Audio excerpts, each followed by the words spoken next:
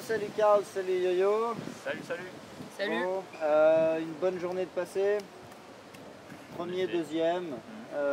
Bon, on va commencer par Karl, champion de France 2010 du circuit Masters, qualifié pour la finale des WCG à Los Angeles. Yes. Comment te sens-tu?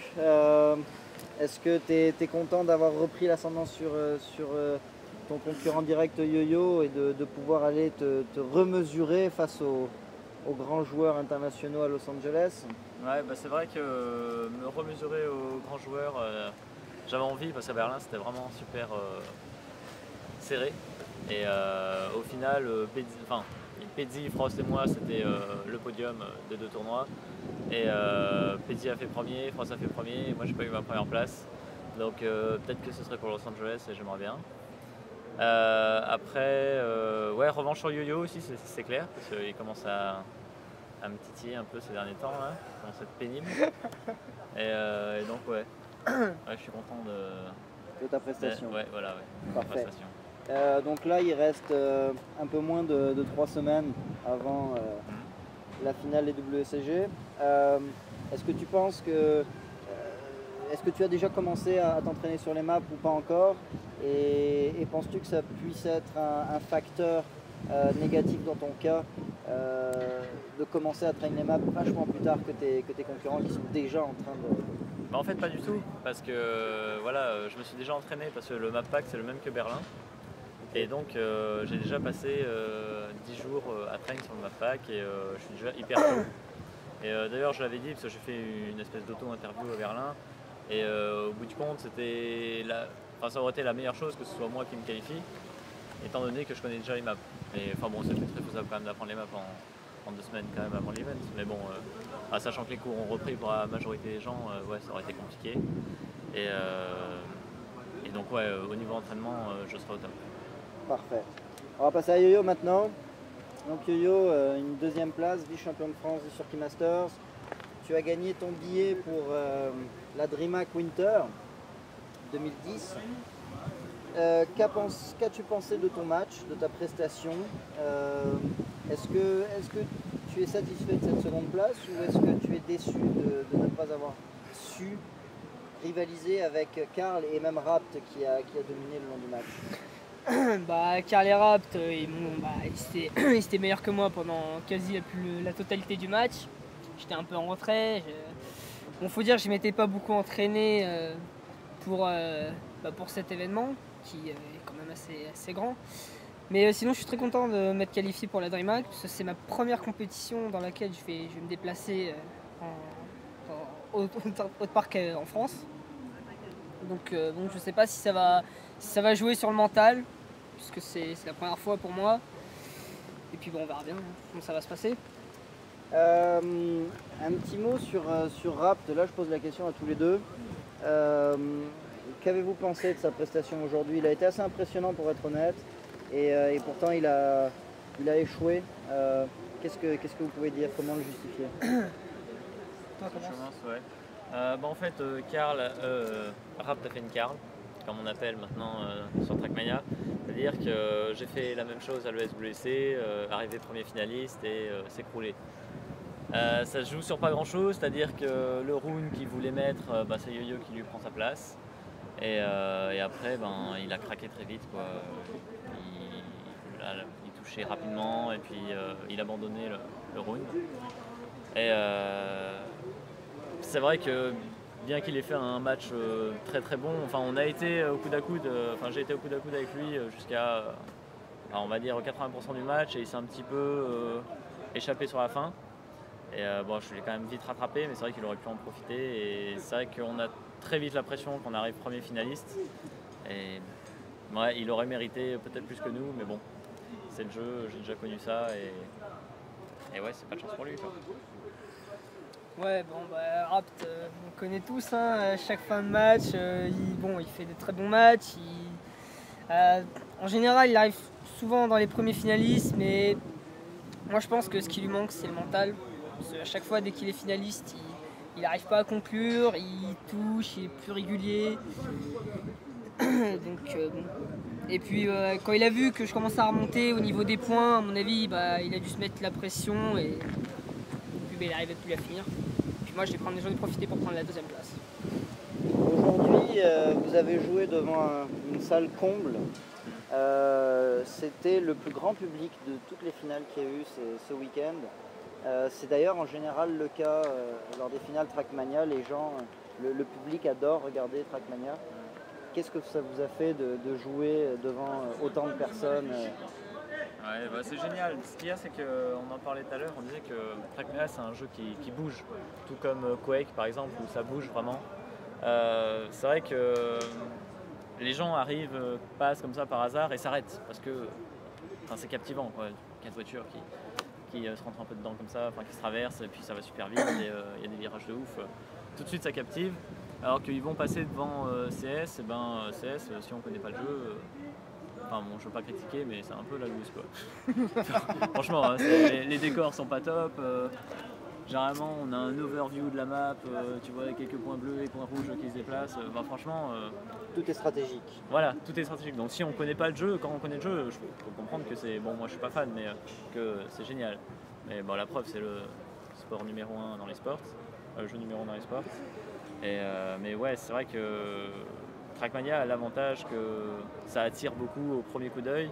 Et c'est vrai que c'est vraiment plaisant. Sachant que c'est un peu considéré comme le vilain petit canard entre guillemets de l'e-sport qui a du mal à percer bien qu'il est présent dans tous les gros events et de voir qu'il y a du monde qui s'y intéresse, ouais, c'est top. Un peu de pression peut-être avec le public Ouais, alors le public, moi ça m'a impressionné parce que je voyais jamais, j'avais jamais vu autant de personnes qui regardaient Trackmania. C'était vraiment plein. Mais moi ce que je pense c'est que ouais, Trackmania aussi c'est un jeu tout public. Par rapport à CS, CS c'est interdit au moins 18 ans, donc peut-être que certaines personnes empêchent leurs enfants, je sais pas, de regarder, quoi. C'est assez violent. Alors tandis que Trackmania c'est un jeu de course, tout le monde s'y intéresse, quoi. Et puis il y a de plus en plus de monde qui regarde Trackmania aussi. Parce que moi je me rappelle ma première scène, il n'y avait pas tant de monde que ça qui s'intéressait, c'était plus CS. Maintenant c'est l'inverse. J'ai l'impression que Trackmania, il y a de plus en plus de gens qui arrivent. C'est vrai que l'e-sport s'intéresse pas beaucoup à CS, mais le public s'intéresse plus à Trackmania. L'e-sport s'intéresse pas beaucoup à Trackmania, mais le public oui. Voilà. Un petit mot pour Sully quand même, parce que il a bien représenté aujourd'hui. Il finit 3e, donc sur le podium. Pensez-vous que c'est mérité de finir 3e d'un circuit annuel, celui des Masters, donc qui réunit les 9 événements majeurs ou les 8 événements majeurs français. Donc pensez-vous qu'il a sa place sur ce top 3 ou peut-être le fait que cette finale s'est passée sans loser bracket, juste sur finalement une map en time attack qui peut être importante et voilà, donc penses-tu que Sully mérite sa 3e place ou pas? Dans un premier temps, j'ai envie de dire non, parce que tout le monde a bien vu que les 3 meilleurs c'était Rap, Yo-Yo et moi, je pense. Sully était quand même bien en retrait sur la finale. Et c'est vrai qu'on avait... on a toujours eu ce podium-là, entre guillemets. C'est les 3 meilleurs joueurs, et après il y a Tana, il y a Sully, il y a TRKR qui essayent de se faire leur place. Et généralement c'est plutôt pour la 4e. Donc après que Sully arrive à prendre la 3e place, c'est tout à fait logique parce qu'il a le niveau. Il aurait le niveau même pour nous battre. C'est dans un très grand jour, très grande forme, il pourrait nous battre. Seulement sur la longueur, on le battra, je pense. Après, il dira ce qu'il veut, mais je pense ça. Je pense pas qu'il le dénigre non plus. Et ouais, il mérite en soi par son niveau, mais par les adversaires qu'il y avait, il aurait plutôt dû être 4e. La scène, ça faisait beaucoup de bruit. Les commentateurs Nedje, donc Dridri et Fourmi, se lâchaient vraiment dans le micro. Est-ce que ça vous a dérangé? Pas du tout. Moi, les commentateurs, j'aime bien entendre parce que je sais ce qui se passe déjà dans le match. Je sais à peu près où j'en suis par rapport à mes adversaires. Donc moi, ça m'aide en fait d'entendre les commentaires. J'aime bien. Par rapport à la Gamer Assembly, d'ailleurs que j'avais raté, j'ai regretté justement d'avoir mis le casque hélico, de ne pas avoir entendu les commentaires parce que justement, je savais pas où j'en étais par rapport à Certi. Et donc moi j'ai bourriné et j'ai fait une erreur débile, quoi. Alors que si j'avais entendu les commentaires, j'aurais su que Certi était été derrière moi et j'aurais assuré. D'accord, donc finalement c'est une aide d'entendre les commentaires plutôt que... Bah après ça dépend des personnes, voilà. Bah, disons que déjà ils nous proposent du son par écouteur avec un casque anti-bruit par-dessus. Et personnellement je trouve ça hyper désagréable. Enfin, ça nous plaque les scooters sur les oreilles et enfin, ça fait mal quoi. Quand tu gardes ça 50 minutes pour le match, bon, c'est usant. Et c'est vrai que finalement les commentaires ça gêne pas tant que ça. Pendant le round on a le son du moteur. Enfin, je sais pas, t'as le son du moteur? Ouais. Moi je le mets fort quand même. Ouais, voilà, pareil. Donc pendant le round on n'entend pas. Bon, on entend vraiment si ça gueule quoi, mais nous on est aussi à fond dans notre truc. Donc c'est pas censé nous gêner. Et après pendant les runs c'est plutôt des contractions. C'est sympa. Moi, le truc que j'entends plus, c'est les spectateurs en fait. Ouais. Avec leur corne de brume et tout. Ça, c'est bien. Des fois, ça me fait flipper parce que tout d'un coup, t'as un grand son qui arrive et tu sursautes quoi. Même en plein run, des fois, c'est. D'accord. Moi, j'ai une petite question, ça va sûrement être la dernière. Premier, deuxième, et vous êtes tous les deux sur clavier. Pensez-vous que... Pensez-vous que le clavier a une réelle importance? Peut-être le fait que ce soit moins sensible, c'est peut-être moins évident de craquer ou de faire une erreur. En fait, il y a des avantages au pad et au clavier. Après, c'est une question d'habitude surtout. Mais le pad, ça va être plutôt, pour ceux qui jouent à l'analogique, c'est comme ça. Ouais. Et ça va être plus dans la finesse, à dire, alors que le clavier, c'est plus la rectification. On voit tout de suite quand on a fait une erreur, on fait des multi-drifts en pagaille ou on appuie carrément 50 fois sur la touche pour un virage. Et en fait, je pense que c'est plus facile d'être aigu sur un clavier, peut-être plus facile de faire des gros temps avec un pad. Je verrais plutôt ça comme ça. Par rapport à Kargen, moi je suis d'accord avec ça, parce que par rapport à Kargen surtout, parce que lui il fait des gros temps, il est au pad. Crossball aussi. Le même pad. Crossball aussi, voilà. Et je pense que au clavier c'est plus facile d'être aigu, mais après. Bah non, parce que bon, Kargen et Crossball ils sont aigus quand même. Bon après ça dépend des personnes, comment elles utilisent les configurations, les trucs, tout ça, c'est voilà.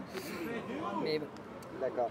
Bon, on va terminer là-dessus. Karl, en tout cas, on te souhaite tous bonne chance pour nous représenter. Je vais tout donner. Pour nous représenter à Los Angeles. On espère que tu vas réussir à faire mon top 1.